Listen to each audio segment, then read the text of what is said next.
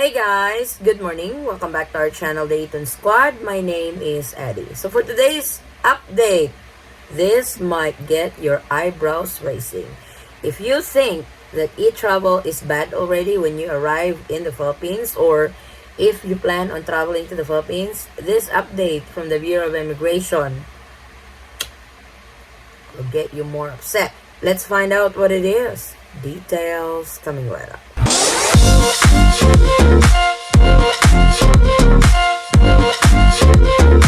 So, as we all know, e-travel is required to all inbound travelers to the Philippines. You have to register within 72 hours prior to departure.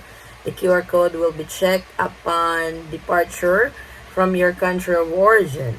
This time, the Bureau of Immigration has announced that they are going to be discontinuing the paper-based departure card. You guys can remember, when you leave the Philippines, when you leave the country, going back to your country of origin, you will have to fill out a departure card before you go through the immigration process. This will be collected by an immigration officer before they stamp your passport that you are headed out.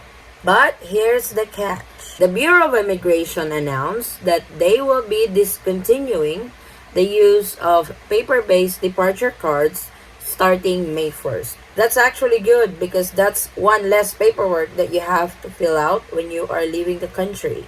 But like I said, there's a catch. In an advisory, the Bureau of Immigration Commissioner Norman Tansingco said that they are expanding the e-travel system to lessen the requirements of departing passengers. The platform, which was initially launched in December, harmonizes and consolidates data collection process at ports of arrival. The e-travel platform will soon be used for both arriving and departing passengers, said Tansingco. Travelers no longer have to fill out departure cards and instead may log in the online portal prior to their flight, he added. So, that's the catch. The e-travel is not only required when you travel to the Philippines, it's not only required for an arrival process, will now also be done when you depart the Philippines. So, for example, if you're coming from the US going to the Philippines, you have to fill out the e-travel within 72 hours prior to departure. Now, when you leave the Philippines going back to the US, you will also have to fill out the e-travel registration for your departure process. The system is an initiative of a sub-technical working group of the IATF, chaired by the Bureau of Immigration. It is a joint project of the agency in the Department of Information and Communications Technology, or DICT, the Department of Tourism, DOT, the Bureau of Quarantine, BOQ, the Bureau of Customs, BOC, the Department of Health, DOH, the Department of Transportation, and the Department of Justice, and the National Privacy Commission.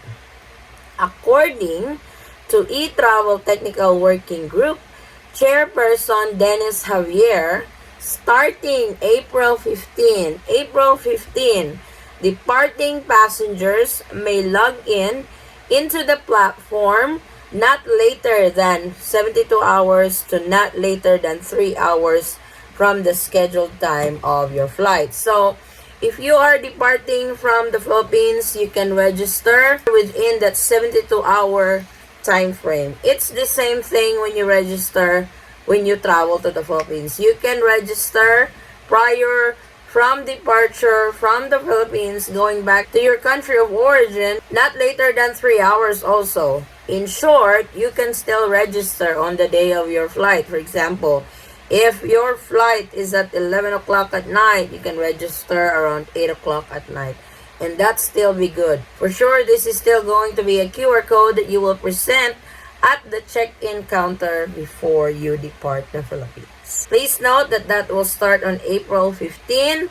The full implementation is on May the 1st. So, May the 1st, no more paperback. April 15, you can still fill out the paper-based departure card. But like I said, comes May the 1st, that will be completely removed and Etravel will take over for that. The online portal replaces the paper-based departure card, which passengers were required to fill out prior to departure. This is a major step in streamlining documents presented by departing travelers, allowing for faster and more efficient immigration processing, said Tansingco.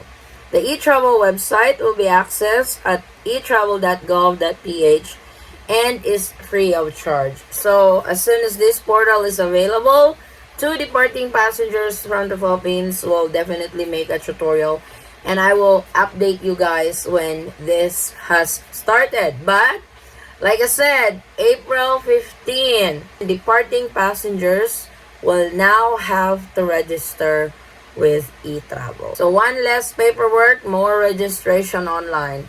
I know there's quite a bit of travelers that gets annoyed with Etravel registration, but to be honest, it's not really that hard anymore. And hopefully, from departing passengers, it's going to be as easy as it is that they are doing now with Etravel. Hopefully, it's still user-friendly. Hopefully, they don't ask so much questions when you are departing the Philippines. And hopefully, they are just transferring whatever the information you need to fill in on the departure card to the Etravel platform for departing passengers. So, remember guys, this update, this advisory is from the Bureau of Immigration. Arriving passengers will have to register Etravel registration within 72 hours prior to departure. That is existing travel protocol to the Philippines. Comes April 15, departing passengers from the Philippines will have to register with Etravel. Still, not later than 72 hours or not later than 3 hours prior to your departure from the Philippines. So, what do you guys think of this new change again from the Bureau of Immigration? Actually, it was the Bureau of Immigration, DICT, DOT, DOH, who have suggested this Etravel during the hype of COVID-19. Remember, we started with ECIF, then we went to One Health Pass, we went to Etravel, and now we are on Etravel. Like they have announced before, they are trying to do an electronic system already for passengers coming in and out of the Philippines, hoping that the process is going to be quicker than before. And the Bureau of Immigration Chief is really hoping that with this move, the immigration process will be faster and more efficient. I'm actually excited to see that. Hopefully, this is the start. This is the new beginning when it comes to immigration process, especially when you are headed out. So my thing is, I wanted to know how is this going to work, especially to those who are first-time travelers. Are they still going to be interviewed longer? You know, the Bureau of Immigration right now is on hot seat because of what's going on with immigration process at the airport, that quite a bit of passengers got offloaded, quite a bit of passengers missed their flight because of long queues at the immigration process or long interviews by an immigration officer. I'm not sure if this move is going to eliminate that, since they don't have to do paperwork. Everything is online, so we shall see, and I will definitely keep you guys posted on further announcements on this new change again with Etravel. So Etravel will now be part of your arrival process, and Etravel will now be part on your departure process. So I wanted to give you guys a heads up on what's going on. Like I said, this will start on April 15. You can start doing it, but the full implementation is not until May 1st of 2023. And I wanted to add, Etravel can be printed, can be in digital form for as long as you guys can present the QR code that you will generate after you have registered. So this is our latest travel updates to the Philippines. Thank you guys so much for watching. If you have any questions, concerns, or inquiries with regards to this video, or in any of our travel related videos, please comment it down below and I will try to get back to you guys as soon as I can. Or you can direct message me in our Facebook page, same handle, the Eaton Squad. Again guys, thank you so much for the continued support and trust to our channel and to our family. I hope to see you on our next travel update. Stay safe, stay healthy, and God bless everyone.